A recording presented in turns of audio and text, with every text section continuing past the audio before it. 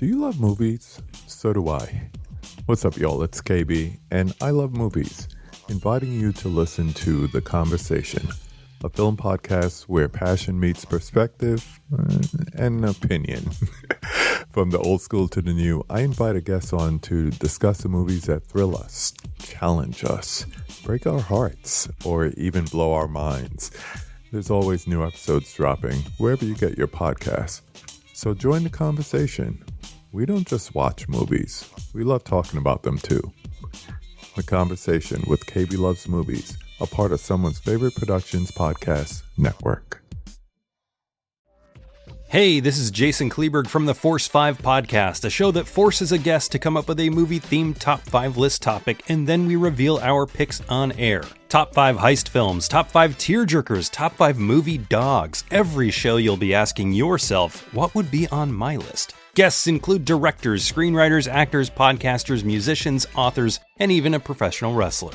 Subscribe to the Force 5 podcast, and you won't just be a listener, you'll be a list nerd. The Force 5 podcast, available wherever you're listening now.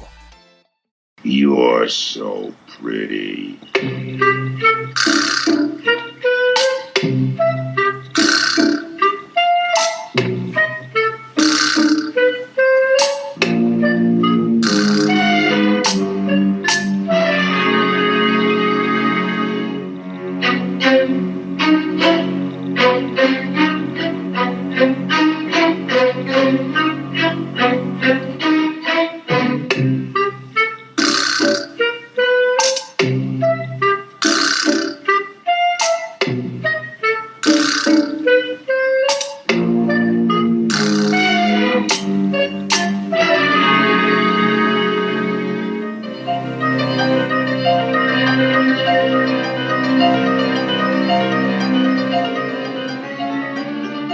Welcome to Wake Up Heavy, my weird dad's weird podcast about weird movies.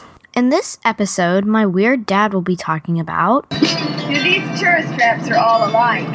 They give you a big build-up, and when you get there, it's nothing but a roadside check and a bunch of cheap trinkets. Hello, and welcome to Wake Up Heavy, Recollections of Horror. This is Mark, and this is Season 1, Episode 2 on David Schmoeller's 1979 freakfest tourist trap. Okay, so I just discovered how awful I am at synopsizing movies. I tried about 15 times to give a synopsis for Tourist Trap, and none of them are worth a shit. Totally stilted and dry and boring as hell. And I don't want to run the risk of losing the handful of listeners that I already have, although most of them are families, so I think they'll listen no matter how bad these are. Thanks, guys. So here's my brief summary of Tourist Trap.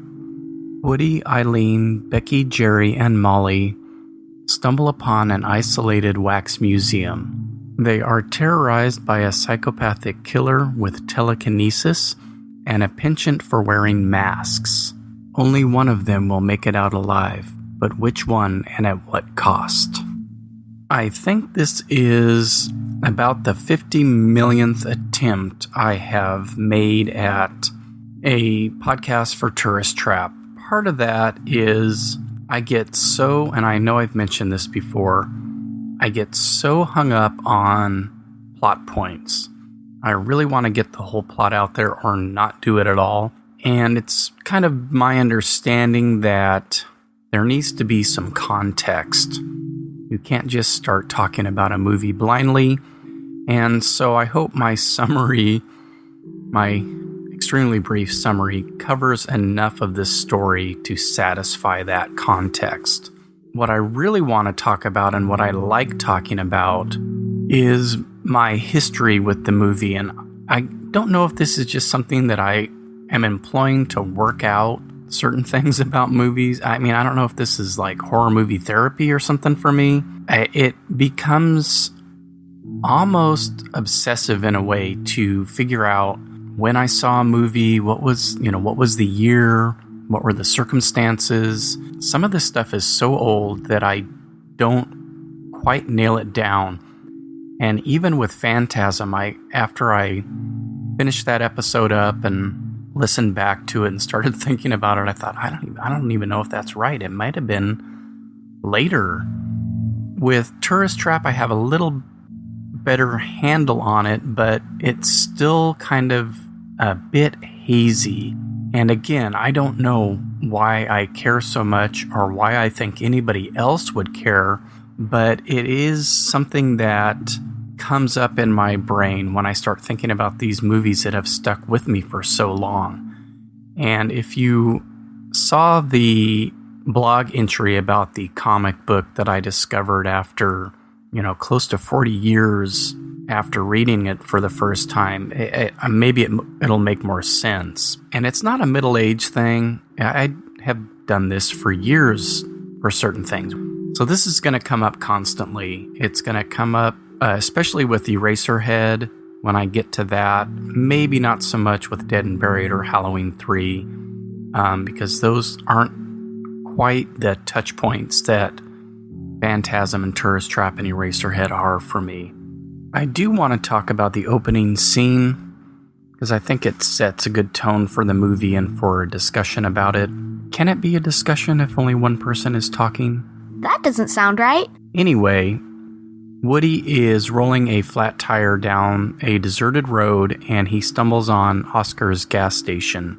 It appears to be abandoned, but he hears voices calling from inside. He goes to investigate and finds a room filled with mannequins. The mannequins start to move on their own, as do other items in the room. Doors and windows start to open and close on their own, and Woody tries to escape.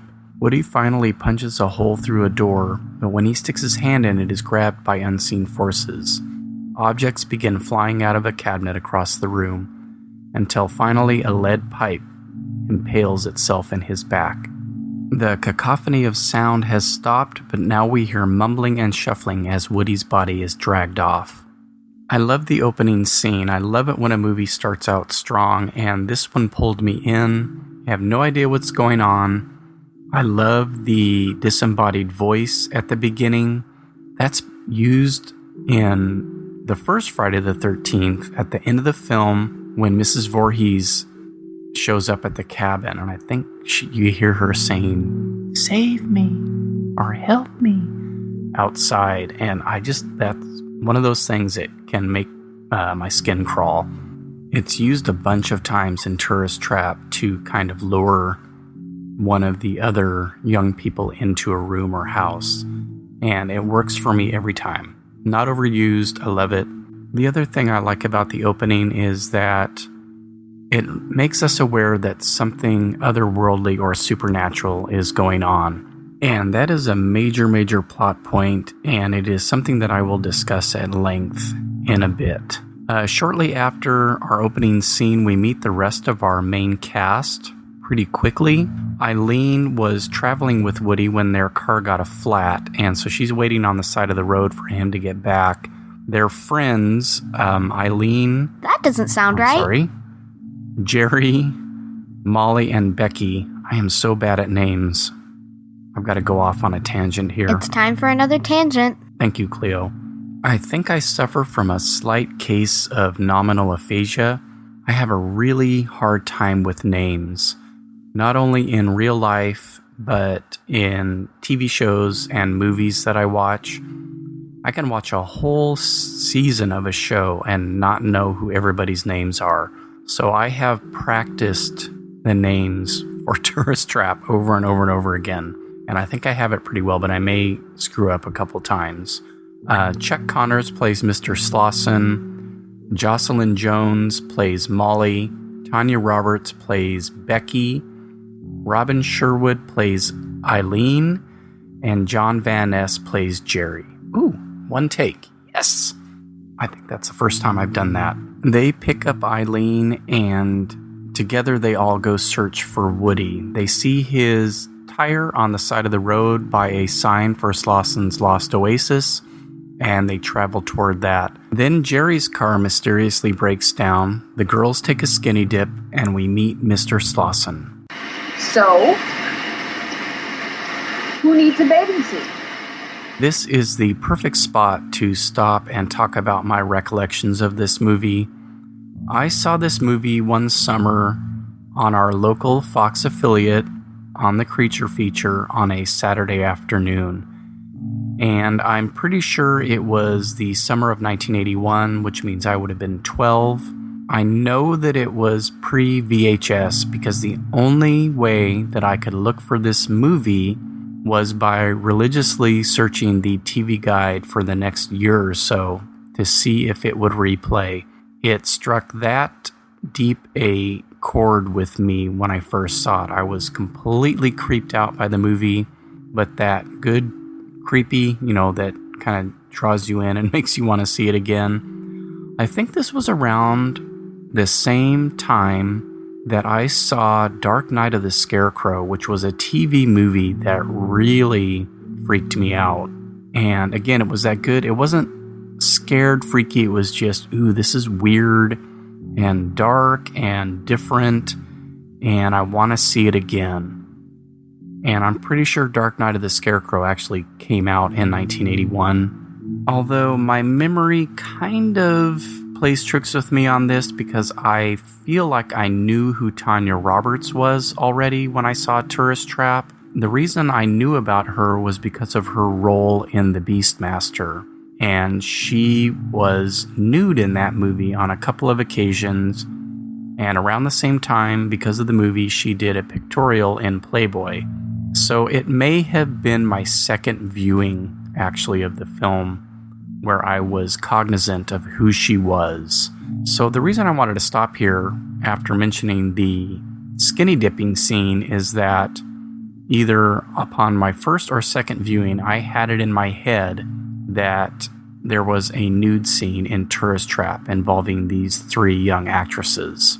So by the time VHS came around and these local video stores were becoming obligatory, I know that I searched for this film. I was convinced that there was an uncut version of the movie out there, and it took me a while to see it. I don't think any of our local stores had it, which I find odd because I know it was on video, so I don't know why it was so hard to track down. I didn't see it until a few years later, and much to my dismay, there was no nude scene. I didn't find out until years later that the movie was, in fact, because of its rating, played virtually uncut on TV in syndication. And that was what I saw that first time, and that was my initial experience with the movie. Not only is there no nudity, there is no cussing at all. I don't even think there's a hell or a damn in this movie. And the blood is minimal. The only thing really that the movie has is an overall creepiness. And when you're young, that's enough. And this is actually a perfect gateway movie. And I didn't realize it at the time, but it's so mild in comparison to what would start coming out within the next year or so that it could be shown and was shown to a 12 or 13-year-old without too much trouble. They might get freaked out by all the mannequins, but you don't have to worry about nudity or cussing at all. So it's similar for me to Phantasm. It has a time and place in my life where it worked really effectively. And I think that if I had seen this at an older age, I still really would have liked it. I like it still today with the full understanding of its relatively mild nature, and even with the understanding that there will never be a nude scene in this movie. That makes me think of Randy's line in Scream. Jamie Lee was always the virgin in horror movies. She never showed her tits till she went legit. Because Tanya Roberts did do nude scenes later on, as did Robin Sherwood. And I guess the whole thing here, I might as well dive into this. David Schmoeller was too nervous to ask them to do the nude scene until they were actually shooting at the pond. And of course, they all said no. So bravo to them for saying no, as much as that hurt my 13-year-old heart. I think it's time for a break. Hey, you guys! Come take a look at this! What is it? I don't know. I think it's paradise. So the next thing I want to talk about is some things that I noticed for the first time, or that really stuck out to me in my last 2 viewings of the movie. And I did watch this twice. I watched it once to kind of do my notes and spot times in the movie for clips. And then I watched it again just to kind of sit back and enjoy it. There's a little bit of a story here because I watched 2 different versions of the movie, and this has become a thorn in collectors' sides because the Blu-ray that was released has 5 minutes cut from the film. And the 5 minutes that are cut, I think, consist mostly of dialogue between Slauson and Molly later on in the movie.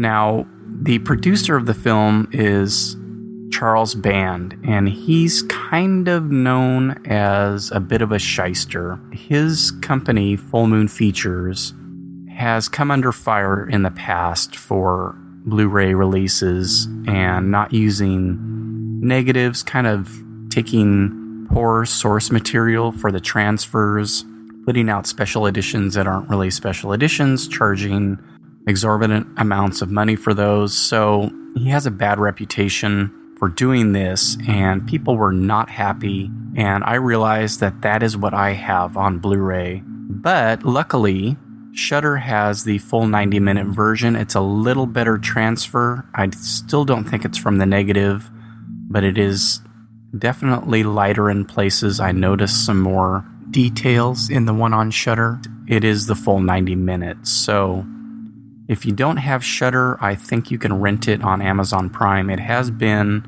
available to stream on Prime, but I don't think it currently is as of this recording.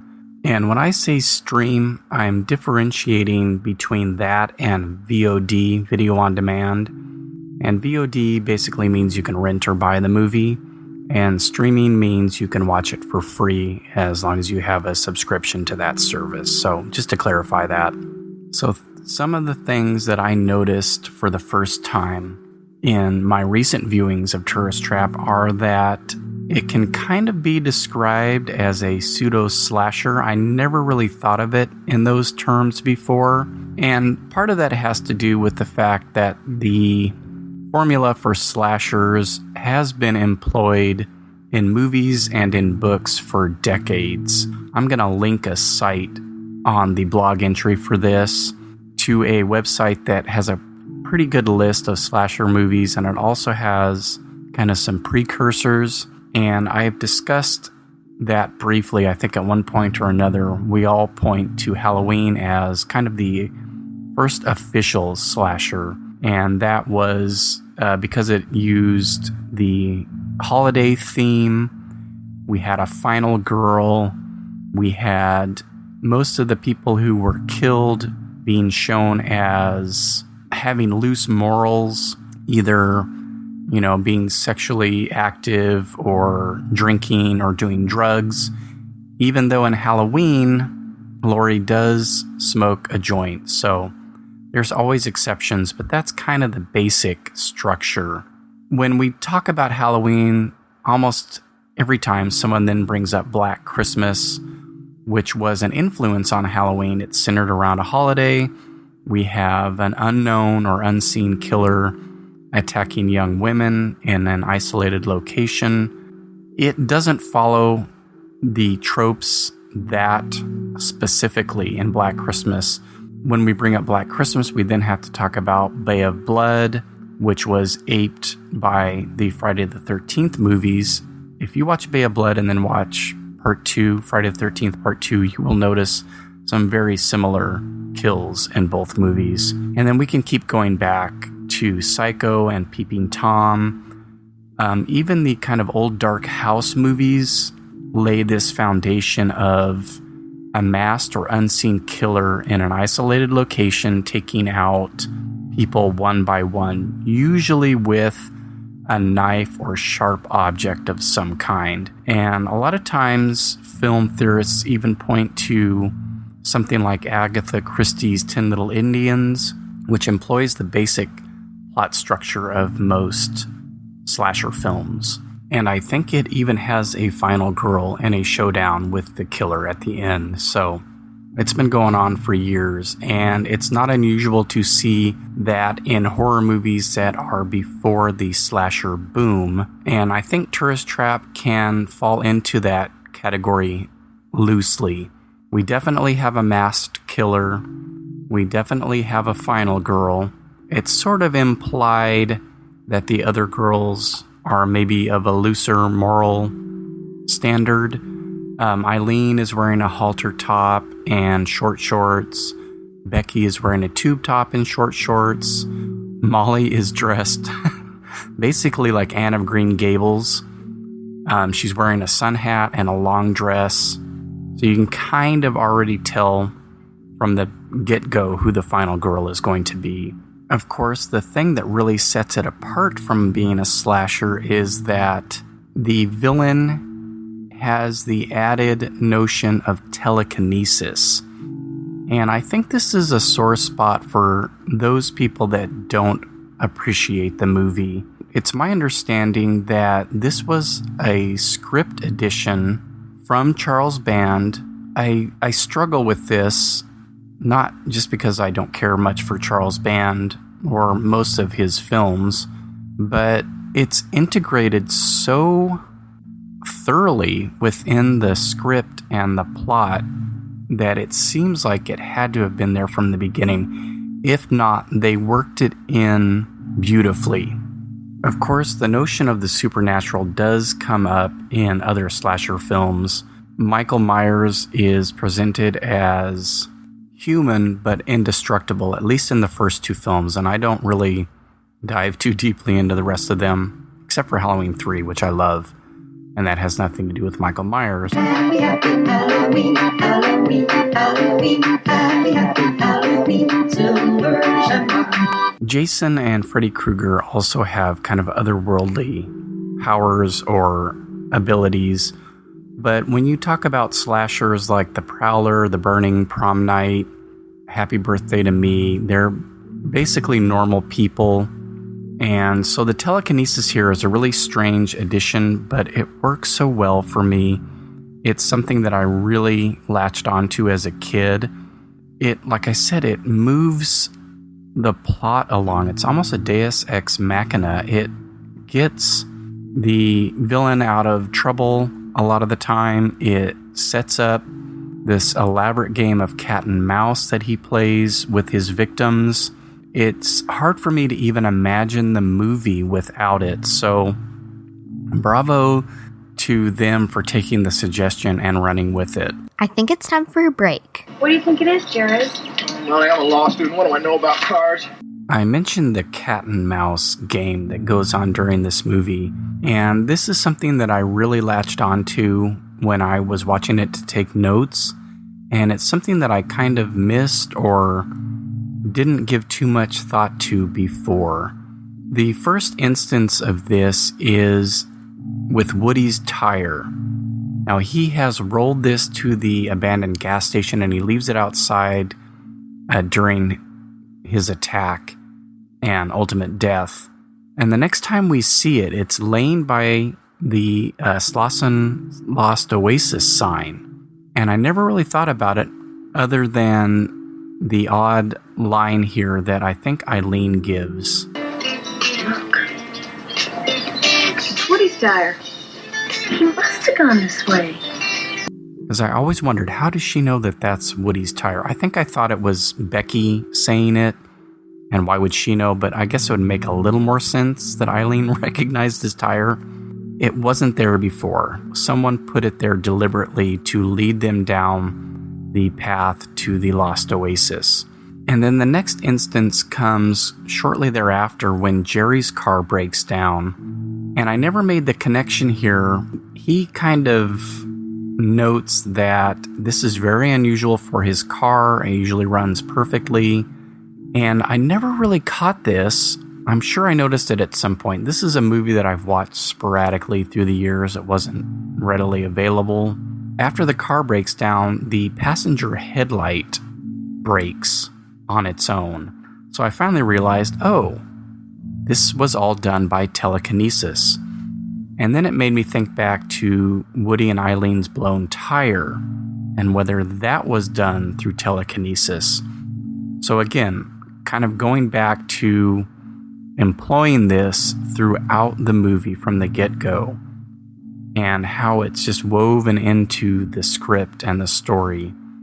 And it's really the tool that the villain uses to suck these people into his tourist trap. So now that the cars are out of commission, Slauson takes everyone back to his lost oasis, his waxworks museum that was once a booming business until the government moved the highway.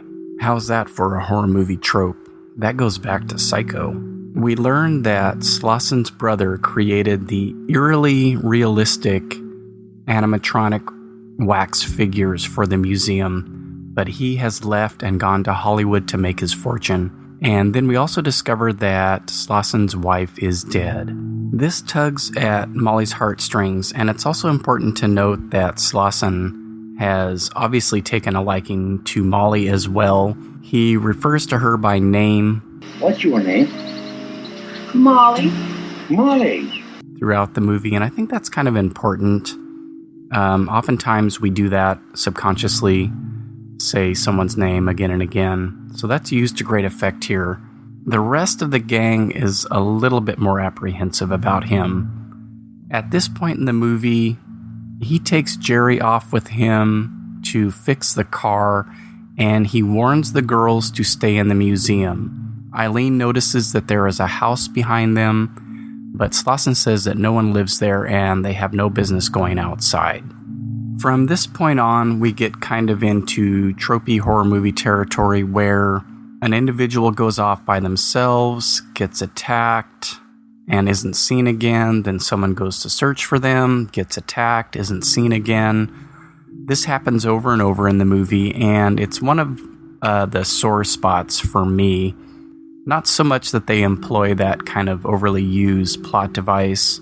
Like I mentioned earlier, it's kind of what works. You've got to separate people to have your way with them. And it's done in a very effective way. We get that disembodied voice again, and everybody thinks it's Woody or the last person that went off. They end up stumbling into a room filled with mannequins. We can get the terrifying sound of the mannequins, which I'll play right now.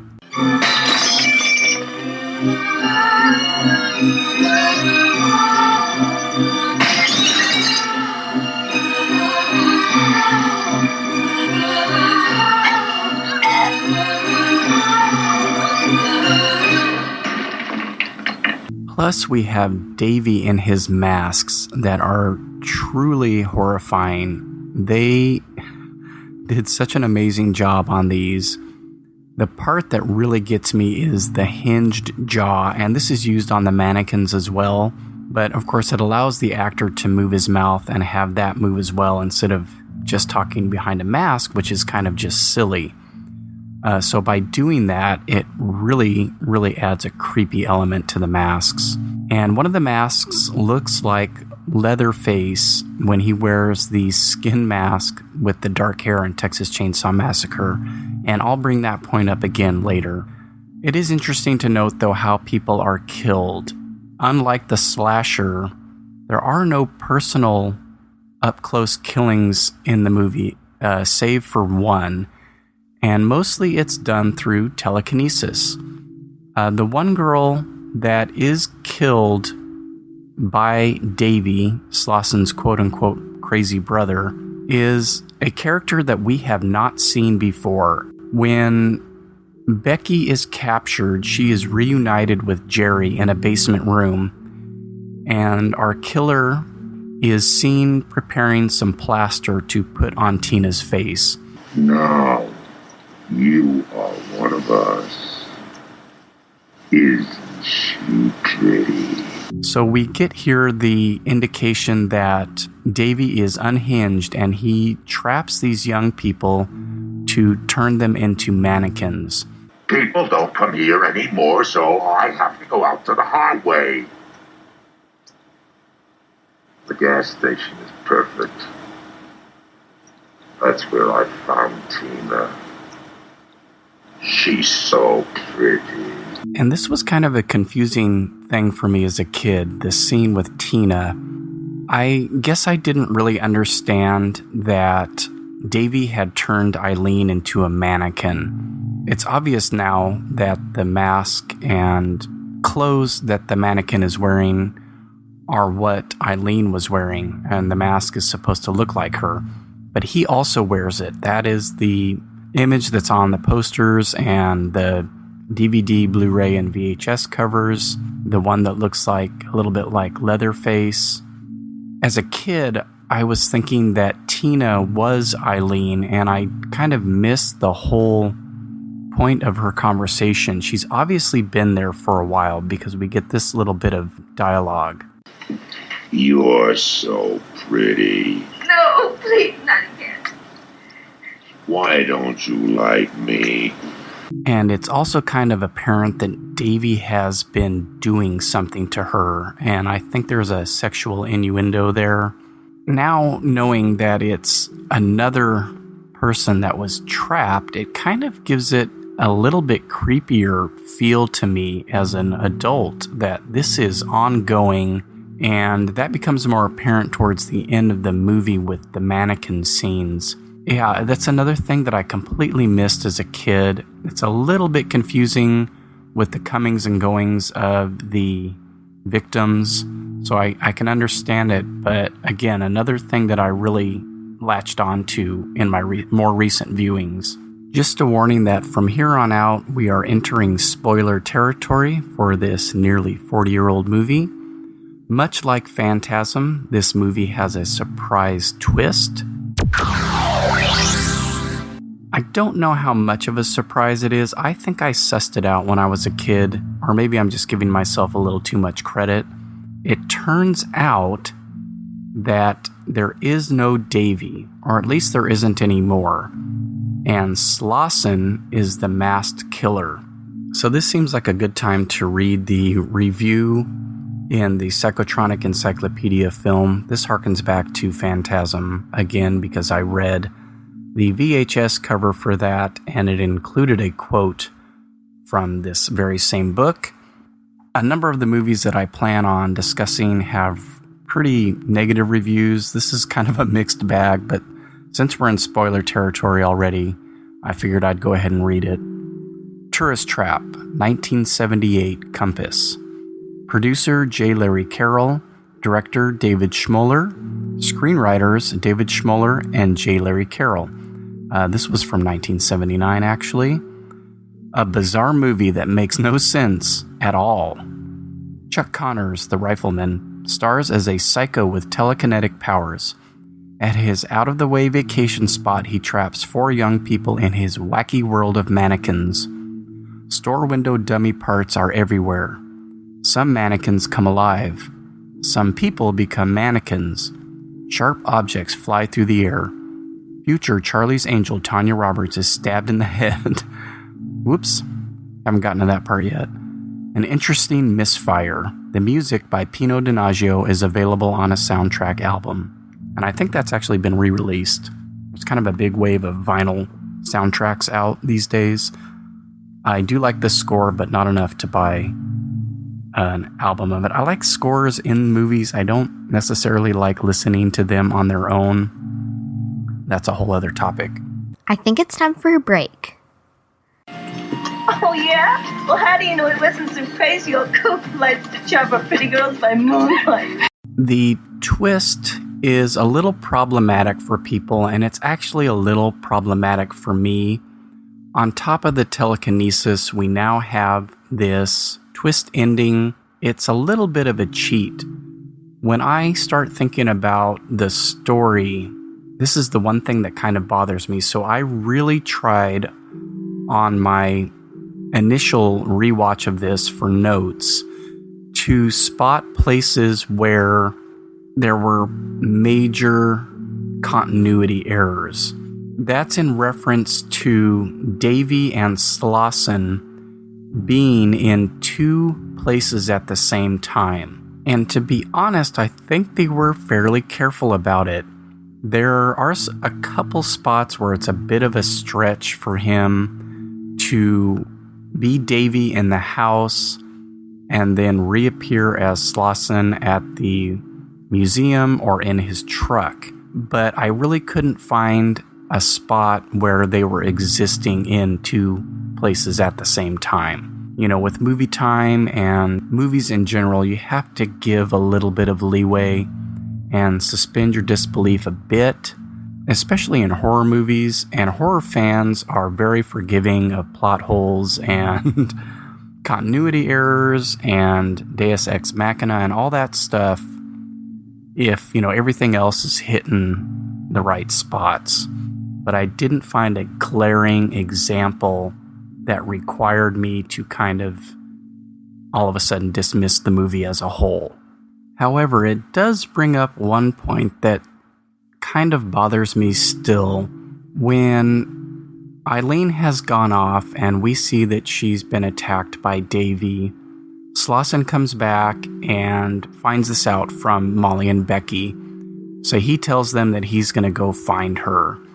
And there is then a scene of him finding Eileen as a mannequin and acting distressed that Davy is, you know, doing this again. And I feel like that's a cheat on the audience. We don't need to see his experience there to buy into the fact that it's supposed to be two different people. He could just as easily come back and say, well, I didn't find her, because Becky finds her later on as the mannequin, and she's seen, I think, by Molly as well. So it seemed unnecessary, and it seemed like a cheat and a trick on the audience, which I don't care for. I don't think they needed to do that.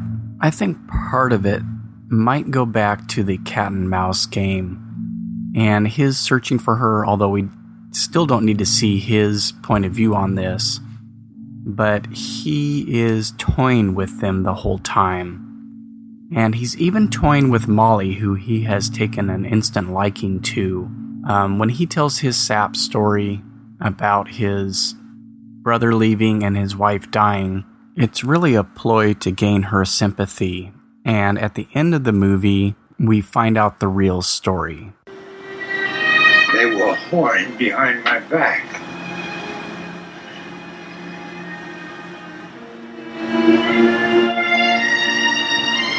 Whoring in my own house. She and him had to die. I got a legal right to that. That's what the law says. A man finds his wife cheating on him.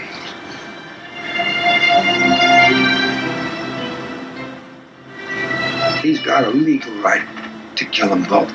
That doesn't sound right. Hello, this is Chris Haskell from They Live by Film. For those that don't know us, Adam, Zach, and I, we built a podcast over the last 2 years that's a combination of film discussion from 3 very different perspectives, as well as industry interviews with the leaders in boutique Blu-ray and 4K community. We started with Dev Crocodile, but over time we've been lucky enough to speak with Arrow Video, Severin, Mondo Macabro, Vinegar Syndrome, Radiance, Indicator, most of the OCN partner labels. It's been a blast. You can find us wherever you podcast, and also actually recently as part of Someone's Favorite Production Podcast Network. We hope to see you online. One of the other errors in logic involves Jerry. Now, he and Becky have been tied up in this room for most of the second half of the movie, and even while Slauson is toying with Molly, they are locked in the basement. Jerry makes an attempt at one point to escape, but is recaptured, and Davy drops a key. Jerry tries to get to the key, but Davy moves it with his mind, and we get his explanation about his powers at this point. He pretends he doesn't even know about my power. But it feels good when I use it. I shouldn't have to hide it. I mean, I can control it. I can. I shouldn't have to hide it. It feels good. While Slauson and or Davy is toying with Molly, Becky and Jerry are still locked up and finally break free. At this point, Slauson has Molly tied to a bed and he's still up at the house playing like he's Davy. And Becky and Jerry try to escape.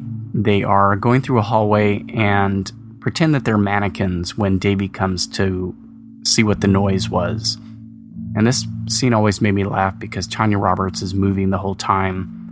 And of course, they look nothing like the mannequins around them, but again, suspend your disbelief. They finally break free, and she makes it to the wax museum where she is eventually killed by one of the animatronic figures. We lose Jerry at this point. He emerges at the end of the movie, but he is now a mannequin. And there is a little scene in here that is very reminiscent of Schmoeller's thesis film, The Spider Will Kill You, where in Tourist Trap, Slauson removes his arm to show Molly that he is a mannequin and is not there to help her. In The Spider Will Kill You, a female mannequin does this to herself, and it's actually pretty effective. It's a good trick shot, and it's edited well so that you can kind of buy it until he removes his head. Now, my issue with this is, when the heck did he turn Jerry into a mannequin? Was it before he captured Becky and reunited them? Was it after Jerry escaped? I'd really have to go back and rewatch the end again to see if there was enough time for Davy/Slauson to leave Molly and do all this to Jerry to turn him into a mannequin. So I think it was just an idea that they ran with that doesn't quite fit the logistics of the film, but it's a horror movie. It's a nice little added twist, and it gets a good callback at the very end of the movie. I think it's time for a break.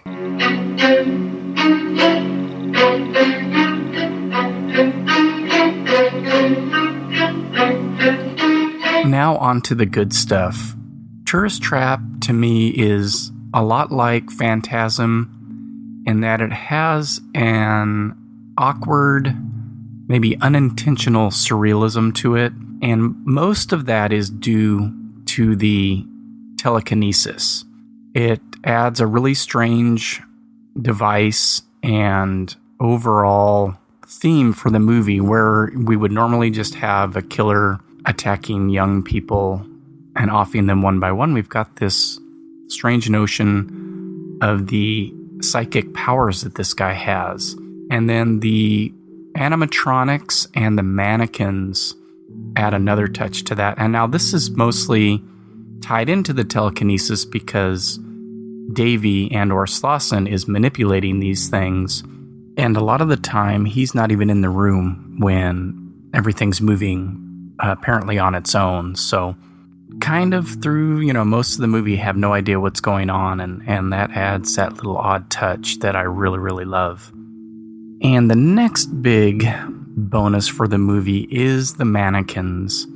Not so much the waxworks, although they are creepy too. It's obviously people in costume with weird putty-like masks on, but the mannequins are awesome, so we need to talk about that. The production designer of this movie was Robert A. Burns, and he did the production design for Texas Chainsaw Massacre and The Hills Have Eyes. And Schmoeller, I think, knew him from the University of Texas at Austin. While Schmoeller was there, Tobe Hooper was making Chainsaw around the same time. And this is why I think that the mask in Texas Chainsaw and in Tourist Trap look so similar. It's not a coincidence the same guy created both of them. But Robert Burns' main contribution was with the mannequins. Schmoeller wanted them to have glass eyes so that they could be manipulated, and of course those horrifying hinged jaws that are used to great effect. And not only visually, but with the sound, and combined with the great score and the creepy voices out of nowhere, the mannequin noises add that. I think that might be one of the creepiest parts of the movie. See, my friend? Wait, little girl. And that was the Woody head this time, which Slauson throws at Molly while he's chasing her. But I don't want to forget about the glass eyes, because that might possibly be even creepier than the hinged jaws and the noises. And it's very subtle. There are lots of shots of the mannequin heads when Eileen and I think Becky enter the house on their own and find the rooms that are filled with mannequins, and they think, one of their friends is inside. And so the cuts to the mannequin heads work really well because the eyes move just ever so subtly. And when you catch it, it's the kind of thing that gives you goosebumps. And the screeching and the moving, and of course, is freaky, but I always love subtlety in movies, and it's few and far between in horror movies these days. It's all jump scares and kids with black eyes and mouths that swing 2 feet open or whatever. I don't know what the deal is with that. It's in every fucking movie. And then one final thing about the mannequins. In a lot of the mannequin crowd scenes, there'll be a real person kind of thrown in there with their back turned or to the side. And I think in one instance, it's Schmoeller, the director. But you kind of subconsciously catch it, and it's super creepy. At the end of the movie, when Molly is swarmed by mannequins, there are more people thrown in. And I think we're supposed to gather that these are the ones that Davy has captured. And apparently Linnea Quigley is one of the mannequin people. An early, maybe the earliest role of hers. I still haven't been able to figure out which one is her, though. Robert Burns' other main contribution is the opening scene with Woody in the locked room. And they kind of figured out that the best way to do the cabinet scene with all the items flying out of the cabinet toward Woody was to flip the set so that the side or the wall was actually up like it was the ceiling. And so they put a camera down below, put a camera on the side but tilted, and they just threw things out from the bottom of the cabinet towards Woody. And they realized that it would be easier and quicker to do it that way than to have everything tied to strings. And it works really well. You get a nice, quick movement with the objects, and there's no arc. It works for me. The one thing that I noticed on my recent viewing was that some of the bottles are filled with liquids, and one of them, the contents spill out. So instead of falling towards the ground, they go up in the air. So I love stuff like that, though. The other real simple effect involves Becky, Tanya Roberts' character. When she gets killed, she is in the wax museum, and Slauson is sitting there, and he has made the animatronics come to life, and they're shooting real bullets at her this time, so she's running all around the room. And then one of the Native American figures throws a tomahawk that sticks into the wall, and she stands up, and it throws a knife, and it goes zing right in the back of her head.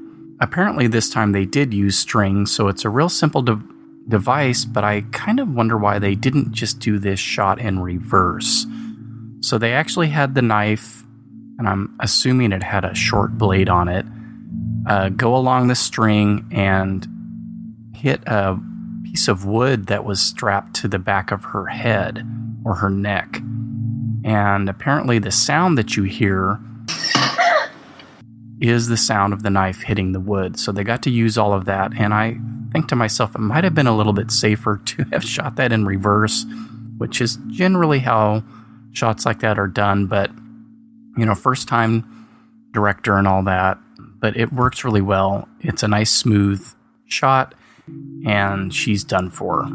Now at the end of the movie, we have a bunch of stuff going on. Molly is tied to a bed, and I get confused here whether they're in the museum or the house. And at some points, Slauson is up at the house playing with dolls dressed up as Davy. That's when Jerry and Becky break out. And Molly's still tied up. He keeps going back and forth between the two. And Molly at one point imagines that Slauson's dead wife, who he has immortalized as a wax figure, has come to life. And so this is a little bit confusing to me because I don't know if it's just her imagining things. She's obviously losing her mind at this point. This is not happening! Oh, but it is, Molly. Look around. They're alive. No! Oh, they're alive, Molly. No!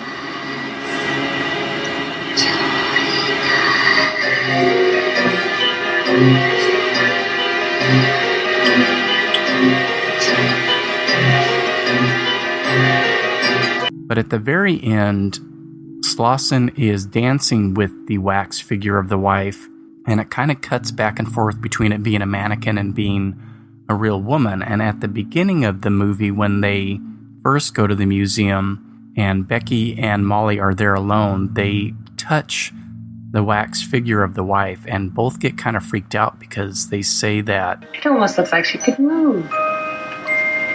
What's the matter? Feels like flesh.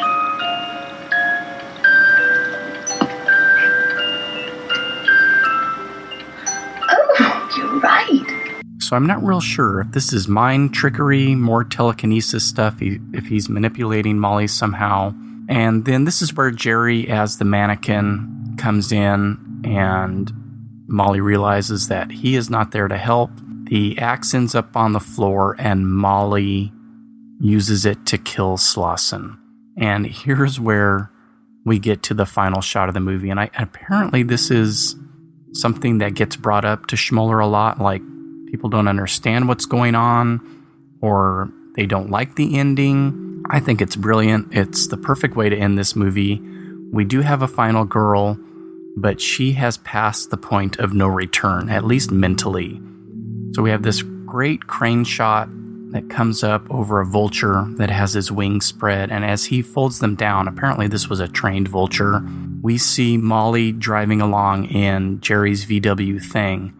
She's got her leg kicked up on the window, and she has her 4 mannequin friends in the car with her, and she's just got this crazy grin on her face.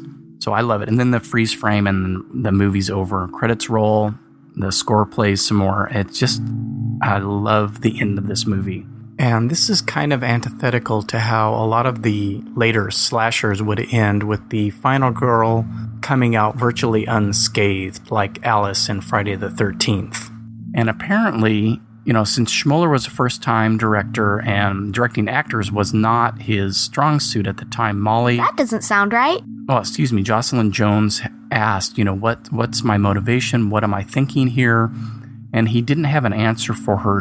So she went off and kind of came up with her own vision for this scene. She told Schmoeller, I'm an 8-year-old girl and I'm on my way to a birthday party. That's how I'm going to play this. And I love that. It's without even hearing that explanation, you get that feeling from the look on her face. And it's just brilliant. And then, of course, the wax figures in the back.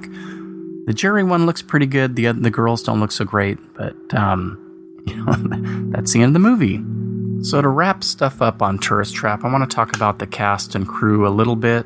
Sorry for that noise there. First off, I have to give kudos to Schmoeller and J. Larry Carroll and the cast for creating likable characters. This is something we don't see a lot anymore in horror movies. A lot of times, especially with the teen or even younger kids, they're all assholes. And I don't know when that trend really took off, but I watched a movie last year on Shudder. I think it's one of their exclusives called Dead Shack. And the kids in that movie were just dicks. And it makes me want to not watch the movie. Stop it with that, people. I don't know if they think it makes it more realistic or what, but have likable characters so that we're worried for them, we care about them, and we don't want them to get killed.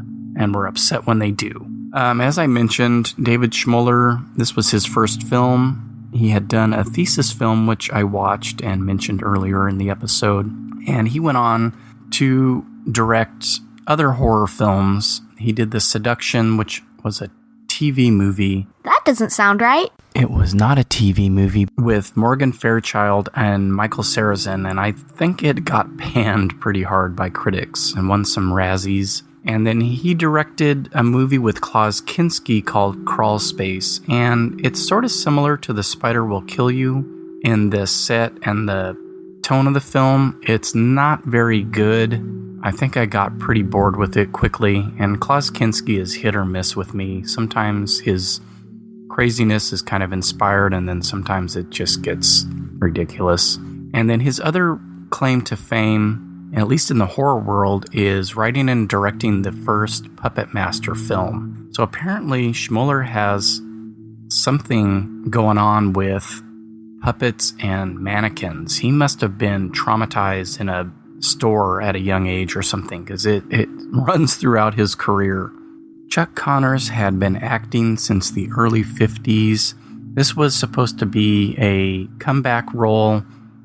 He did act afterward. I don't know if it shot him to stardom like he would have wished, but he was in all kinds of stuff. He's probably most famous for The Rifleman, a show that was on TV for a number of years. And I remember him mainly from guest appearances on a lot of 70s and 80s TV shows. And then his role in Soylent Green is something that I remember. He was in a lot of schlocky stuff through the years. John Van Ness is a character actor that has worked consistently since Tourist Trap. He's been on probably every 70s and 80s TV show that there is. His horror creds include a role in X-Ray, which is kind of a fun little piece of sleaze with Barbie Benton. He also played the sheriff in The Hitcher with C. Thomas Howell, one of my guilty pleasure movies. Tanya Roberts, of course, was in The Beastmaster. She was in Sheena. She did nude scenes in both of those. That doesn't sound right. She was on that 70s show, Charlie's Angels. She's had a fairly long career. The rest of the cast has not done a whole lot. Jocelyn Jones, I think, has about 13 or 14 acting credits. And I think she turned to being an acting coach. And then Dawn Jeffrey, who played Tina, she also went behind the scenes. She has acted fairly consistently, but works mainly as a baby wrangler now. Just like animals have wranglers on set, child actors and babies have a quote-unquote wrangler that basically takes care of them when they're not shooting. Keith McDermott, another actor who only has a handful of credits to his name, played Woody. And then Robin Sherwood, she didn't do a whole lot either, but she's in one of my favorite schlocky guilty pleasure movies, Brian De Palma's Blowout. She plays Betty, and I think she has 2 scenes and no lines. John Travolta plays a sound engineer who's dubbing in screams for a horror movie, and she is one of the girls that is tasked with screaming. This would make a great double feature with Barbarian Sound Studio now that I'm thinking about it. And Robin Sherwood was also in Death Wish 2. She played Charles Bronson's daughter in that movie and met an unfortunate fate in that. Oh, and apparently she's in something called The Love Butcher, which I've heard of before but have never seen. Apparently that's a kind of exploitation film. Pino Donaggio has scored too many films to mention. I've seen, I don't know how many movies that he's done score for, but he did Don't Look Now, Carrie, Haunts, Dressed to Kill, Beyond Evil, and he did Blowout. I'm now realizing he has got a ton of credits. A lot of Italian movies, a lot of horror movies, The Howling, so on and so forth.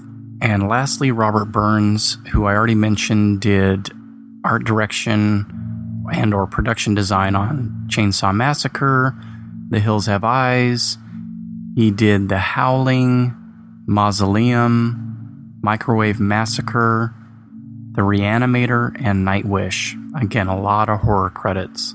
Final thoughts on Tourist Trap. This is one of my all-time favorites. It is not a movie that I saw often, but it left a really big impression on me. I remembered so much of it in between the years where I saw it and didn't. It has a reputation as being campy, and I think part of that is some of the score, and some people point to Chuck Connors being kind of hammy in the role. I don't really get that campiness from it.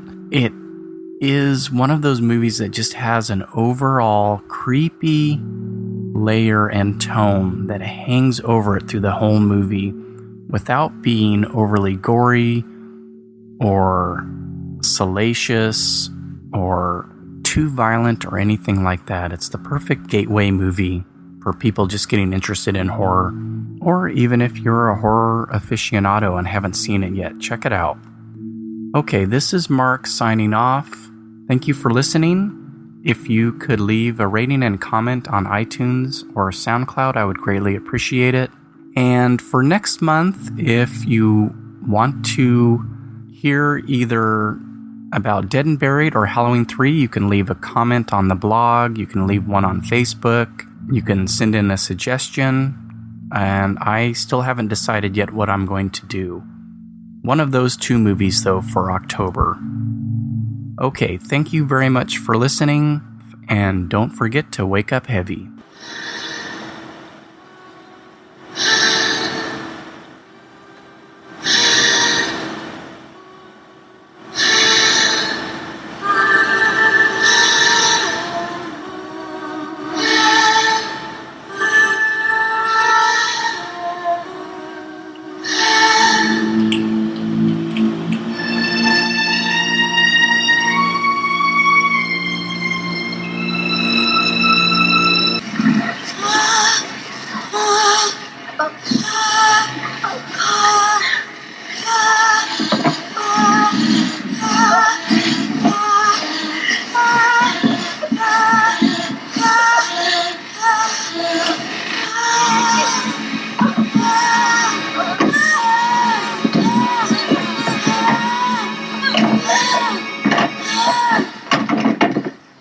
You're so pretty.